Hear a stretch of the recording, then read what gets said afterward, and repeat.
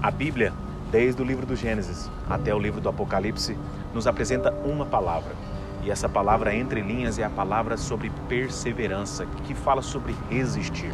E na Bíblia existem diversas histórias, exemplos de vida, de homens e mulheres que resistiram e por isso viveram um propósito individual e também em conjunto da parte de Deus, dentro de um contexto de uma geração.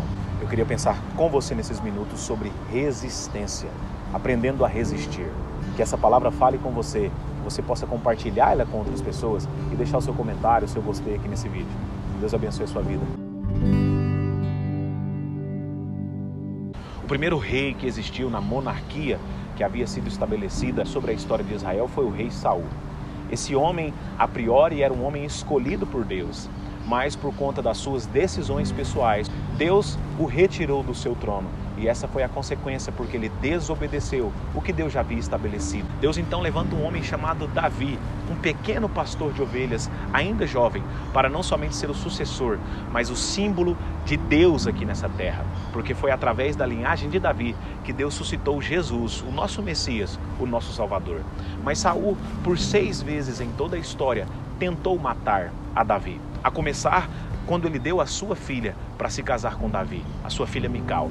O dote de Mical era 100 prepúcios de filisteu. E com certeza essa foi uma das tentativas, dentre outras tantas, que Saul colocou Davi para que ele então tivesse a sua vida tirada.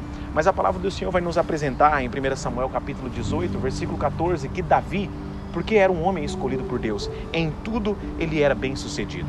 No capítulo 20, versículo 1, Davi faz uma pergunta para Jonatas, um dos filhos e o filho mais velho de Saul, o sucessor do trono de Saul. Ele vai dizer assim para Jonatas: Jonatas, o que eu fiz? Qual que é o meu crime?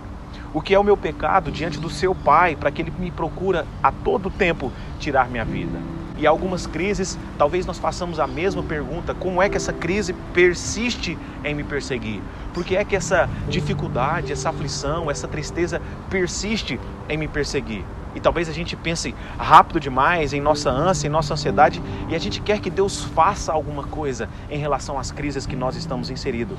Mas, apesar de Deus poder acabar em qualquer momento com as crises que se levantam, que aqui na vida de Davi era justamente o rei Saul, na maioria das vezes ele não fará isso, porque são justamente as crises que vão nos aproximar mais dele. Mas ele vai levantar um Jonatas, um amigo em quem nós vamos poder ter confiança e quem vai nos ajudar. Apesar de Jonatas ser o herdeiro direto, como eu disse, um dos filhos e o filho mais velho de Saul, ele não desprezou Davi. Muito pelo contrário, ele buscou que Davi tivesse uma felicidade, ele buscou com que Davi fosse abençoado por Deus, ele foi generoso com Davi. Deus uniu Jonatas e Davi em uma amizade profunda. No exato momento em que Davi vence o gigante Golias, Jonatas chega até Davi e jura sua lealdade para ele. E ali, inclusive, ele faz até um ato profético. A palavra do Senhor nos diz no versículo 3 e 4 de 1 Samuel 18: E Jonatas fez com Davi, os dois, uma aliança, porque Jonatas amava-o com a sua própria alma.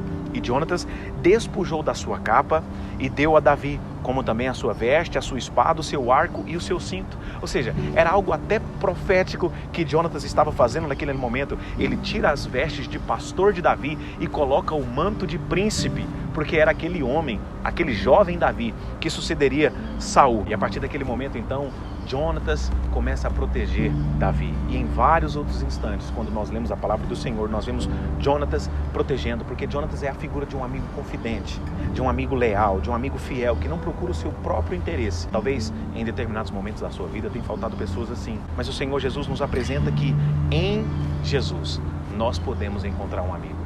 E eu acho interessante que Davi encontrou no príncipe de Israel um amigo. Eu e você podemos encontrar um amigo não no príncipe de Israel, mas no rei de Israel. A palavra do Senhor nos diz em Mateus capítulo 28, versículo 20, palavras do Senhor Jesus: eu estarei sempre com vocês até o fim de todas as coisas. Ou seja, nós temos a garantia da amizade do rei de Israel. Apocalipse capítulo 3, versículo 18, o Senhor Jesus, falando em uma das igrejas, ele vai dizer assim: eu te visto com roupas brancas para que a sua nudez não apareça. E em Efésios capítulo 6, versículo 11, o Senhor Jesus vai nos aconselhar e nos disponibilizar a armadura do próprio Deus, para que as ciladas, as crises que muitas vezes sobrevêm sobre nós não possamos cair nela.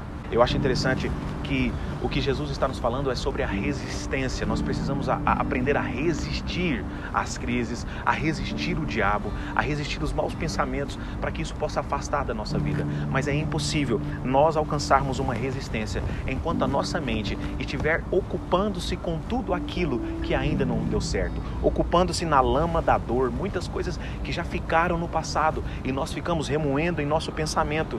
E o único meio de nós podermos resistir é ficando da companhia do nosso Jonatas e aprender a dizer como Davi, no Salmo 18, versículo 46 ao 49, Davi vai dizer que Senhor, o meu Deus, Ele é o meu rochedo. Quando nós aprendemos que o Senhor Deus, o nosso Senhor Jesus está conosco, nós podemos ter a certeza que Ele é o nosso rochedo, é Ele que nos dá a segurança, é Ele que nos dá a firmeza. E ao invés de pensarmos naquilo que não deu certo, nós precisamos começar a listar todos os dias pequenos atos, que muitas vezes são pequenos aos nossos olhos, mas é muito grande, da bondade de Deus. Porque em Cristo nós encontramos um amigo para a vida toda. Assim como Davi teve a lealdade, a proteção, a fidelidade de Jonatas, nós temos a lealdade, a fidelidade, a segurança do nosso amigo Jesus Cristo.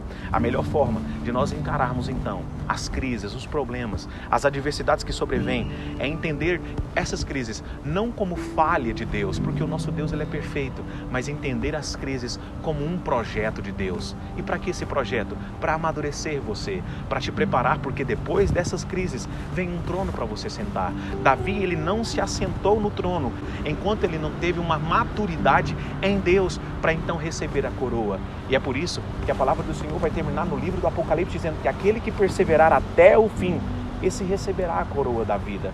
Não existe coroa sem perseverança, não existe vitória sem resistência. A crise que você pode estar passando não é um fracasso da parte de Deus, é um projeto de Deus, está na agenda de Deus, e não é para matar você, mas é para amadurecer você. Que o seu coração possa se apegar na verdade, que da mesma forma que Davi teve um amigo, você tem um amigo em Jesus, e é Ele que te dá força para resistir no dia mau. Que Deus possa abençoar a sua semana, que Deus possa guardar você e toda a sua casa, e até nos encontrarmos na próxima segunda. Que o Senhor Jesus guarde o seu coração, em nome de Jesus.